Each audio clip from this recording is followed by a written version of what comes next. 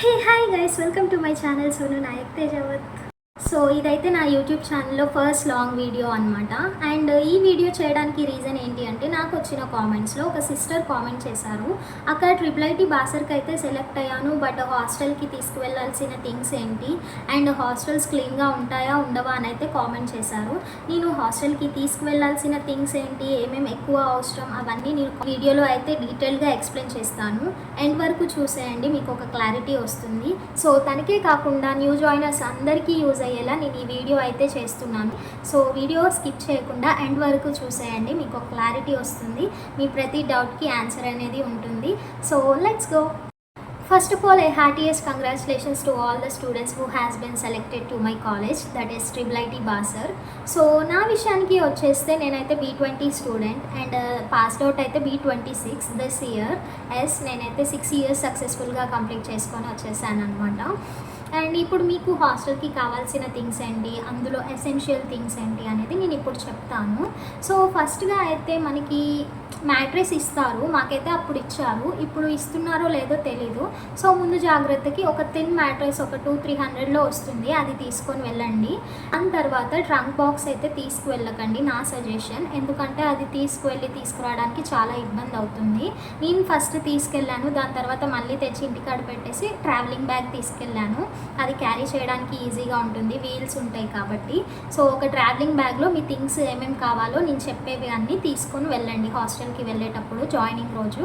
So అక్కడ racks ఉంటాయండి, racks మనకి బెడ్ కింద ఇస్తారు, అటాచ్ అయి ఉంటాయి. అందులో మీకు కావాల్సిన థింగ్స్ పెట్టుకోండి, లైక్ క్లాత్స్ అవి పెట్టుకోండి, అన్నీ పెట్టుకోకండి, దానికి లాక్ అవైలబిలిటీ ఉండదు.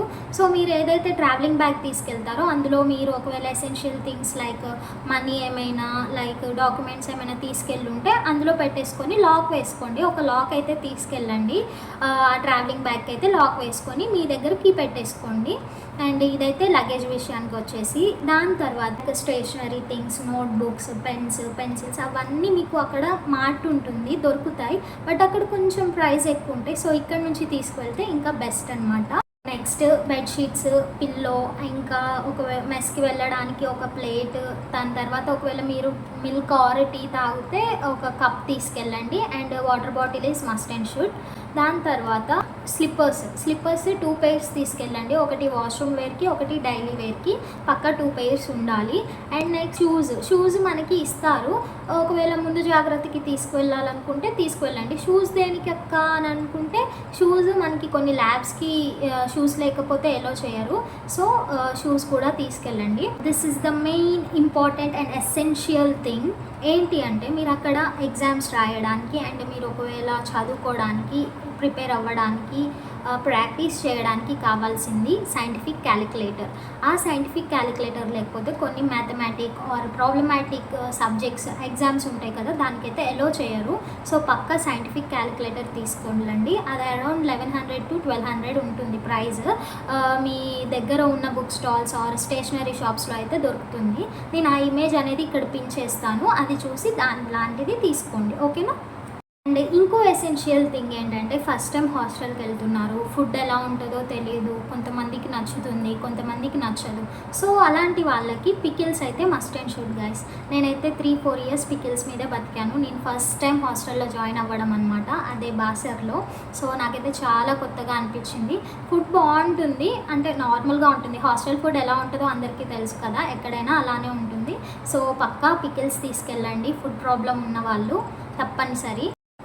అండ్ ఇంకో ఇంపార్టెంట్ థింగ్ ఏంటంటే, ఒక బకెట్, మగ్ స్నానానికి కావాల్సినవి. అండ్ దాని తర్వాత సోప్స్, షాంపూస్, గర్ల్స్కి అయితే హెయిర్ ఆయిల్ అవన్నీ తీసుకువెళ్ళండి, మీకు మంచిగా ఉంటుంది. ఫస్ట్ టైం కాబట్టి ఇవన్నీ తీసుకువెళ్ళారనుకోండి, తర్వాత అక్కడ మార్ట్లో మీకు ఏం దొరుకుతున్నాయి, ఏం దొరకవు అనేది తర్వాత మంచిగా అన్నీ తెలుసుకున్నాక అన్నీ తీసుకువెళ్ళొచ్చు. అండ్ నెక్స్ట్ ఏంటంటే మెడిసిన్స్ గైస్. కొంతమందికి ఊకనే హెడేక్ వస్తుంది, స్టొమక్ పెయిన్ వస్తుంది. సో అలాంటి వాళ్ళకి ముందుగా ఈ మ్యాండేటరీ మెడిసిన్స్ అయితే మీ దగ్గర ఉంచుకోండి. ఏ టైం ఎలాంటిదో తెలియదు కదా. So paracetamol, cetirizine, next cough tablets, దాని తర్వాత స్టొమక్ పెయిన్, హెడేక్ ట్యాబ్లెట్స్ అవన్నీ మీ దగ్గర ఉంచుకోండి. అది వచ్చినా రాపోయినా మీ దగ్గర అయితే ఉంచుకోండి. నెక్స్ట్ ఐటమ్ వచ్చేసి అంబ్రిల్లా అనమాట. అంబ్రిల్లా ఎందుకు, రైనీ సీజన్ కాబట్టి అనుకుంటున్నారా? అలా కాదు, అక్కడ సమ్మర్ అయినా రెయినీ సీజన్ అయినా అన్నీ ఎక్కువగానే ఉంటాయి. ఎండలు ఎక్కువే ఉంటాయి, వర్షాలు ఎక్కువే ఉంటాయి. సో సమ్మర్కి అండ్ రెయినీకి యూజ్ అయ్యేటట్టు ఒక అంబ్రెల్లా అయితే తప్పకుండా తీసుకెళ్ళండి. ఇక డ్రెస్సెస్ విషయానికి వస్తే మీకైతే పక్కా యూనిఫామ్స్ ఇస్తారు. కాలేజ్కి అండ్ ల్యాబ్స్కి అయితే యూనిఫామ్ వేసుకొని వెళ్ళాలి. అండ్ నెక్స్ట్ నార్మల్ డ్రెస్సెస్ అయితే డైలీ వేర్ యూజేజ్కి అయితే మీరు డ్రెస్సెస్ తెచ్చుకోండి. అండ్ నైట్ వేర్కి కూడా డ్రెస్సెస్ తెచ్చుకోండి తప్పకుండా. అండ్ స్వెటర్ కూడా తీసుకువెళ్ళండి. ఇదైతే చాలా ఇంపార్టెంట్. వింటర్ కోసం చెప్తున్నా. వింటర్ సీజన్లో చలి మాత్రం చాలా ఎక్కువగా ఉంటుంది, తట్టుకోలేరు. సో థిక్గా ఉన్న స్వెటర్ చూసి తీసుకువెళ్ళండి. సో ఇవి గైస్ మనకు కావాల్సిన థింగ్స్ హాస్టల్కి. ఇంకేమైనా మిస్ అయితే నేను నెక్స్ట్ వీడియోలో చేస్తాను. అండ్ మీకు ఇంకా ఏమైనా డౌట్స్ ఉంటే నాకైతే పక్కా కామెంట్ చేయండి, నేను తప్పకుండా వీడియో చేస్తాను దానిపైన. సో ఇంకొకరు అడిగారు హాస్టల్స్ క్లీన్గా ఉంటాయా ఉండవా అని. హాస్టల్స్ పక్కా క్లీన్గా ఉంటాయండి, ఎందుకంటే రోజు క్లీన్ చేస్తారు, క్లీన్ చేసే వాళ్ళు వచ్చి. అండ్ మన రూమ్ అయితే మనమే నీట్గా ఉంచుకోవాలి. రోజుకి ఒకసారి ఊడ్చుకోండి, ఒకవేళ మీకు టైం ఉంటే. లేకపోతే 2-3 డేస్కి ఒకసారి క్లీన్ చేసుకోండి రూమ్ని. అండ్ హైజీన్గా ఉండండి. హాస్టల్ కదా, కొంచెం కొన్ని హెల్త్ ఇష్యూస్ వస్తాయి. వాటిని మంచిగా క్యూర్ చేసుకోవాలంటే ఫస్ట్ ఆఫ్ ఆల్ హైజీన్గా ఉండాలి. అండ్ మంచి ఫుడ్ తీసుకోండి అండి. గర్ల్స్ అయితే మంచిగా తిని మంచిగా ఉండండి. సో మై డియర్ జూనియర్స్, లాస్ట్గా ఒకటి చెప్పాలనుకుంటున్నాను. యాజ్ ఎ సీనియర్, మీరైతే ఫ్యామిలీ నుంచి 6 years దూరంగా ఉండాలా అని అయితే బాధపడకండి.